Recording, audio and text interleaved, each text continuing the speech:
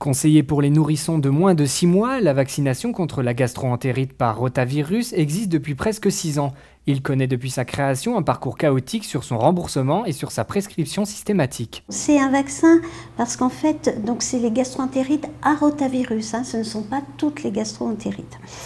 Alors pourquoi ce virus-là, le rotavirus, bénéficie d'un vaccin? Simplement parce qu'il peut être très virulent.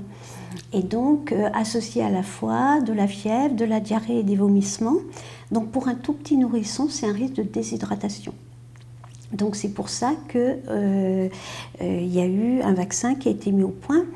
Il y en a un qui avait déjà été mis au point il y a très longtemps et qui avait été retiré parce qu'il avait donné des incidents et il avait été retiré du marché. Et ensuite, on a vu réapparaître les 2 vaccins que l'on a actuellement. Le principal risque de ce virus est la déshydratation. Un nourrisson ne tolérant pas une perte au-delà de 10% de son poids, le risque est très présent. C'est pour cela que le vaccin est conseillé par la plupart des pédiatres. J'en parle parce que justement, non seulement il y a ce risque de déshydratation, bon alors c'est vrai qu'on peut aussi faire une gastroentérite banale avec ce rotavirus, mais le souci c'est que ça intervient en même temps que les bronchiolites et AVRS, virus respiratoire syncytial, en même temps que les grippes.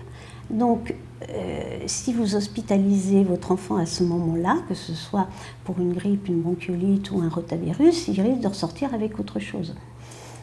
Donc, c'est pour ça qu'il faut essayer d'éviter au maximum l'hospitalisation. Et quand on sait que les bronchiolites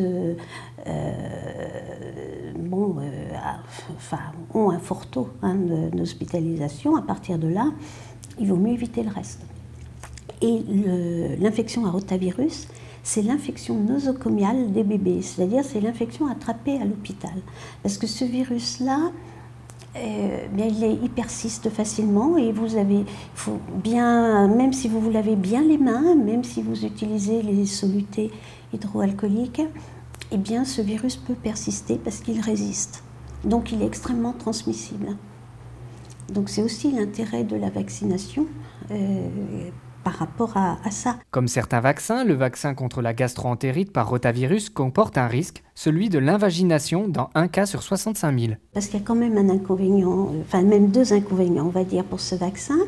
La première, c'est comme il n'est pas recommandé officiellement, il n'y a pas de remboursement de la sécurité sociale.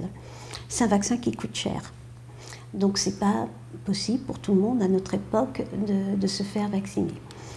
Alors on commence à voir un certain nombre de mutuelles qui vont le rembourser ou donner une participation. Donc ça c'est bien, mais malheureusement tout le monde ne peut pas se permettre de l'acheter. Et le deuxième inconvénient, c'est qu'il peut y avoir un effet secondaire qui est rarissime, mais qui existe. C'est-à-dire c'est ce qu'on appelle une invagination intestinale, c'est-à-dire c'est l'intestin qui se télescope en lui-même, si vous voulez. Et ça c'est un petit peu ennuyeux. On a vu qu'il y avait une augmentation de ce risque, surtout dans la semaine qui suit la première dose du vaccin. Donc il faut le savoir, quand on le fait, il faut absolument prévenir les parents que ce risque existe et que leur donner les signes, c'est-à-dire un enfant qui va refuser de manger, qui va pleurer, qui va vomir, et bien leur expliquer que s'ils constatent ça après le vaccin, il faut qu'ils les appellent tout de suite. Mais ce risque est extrêmement faible. Une réaction? Un témoignage? Commentez ce reportage sur dijonsanté.fr.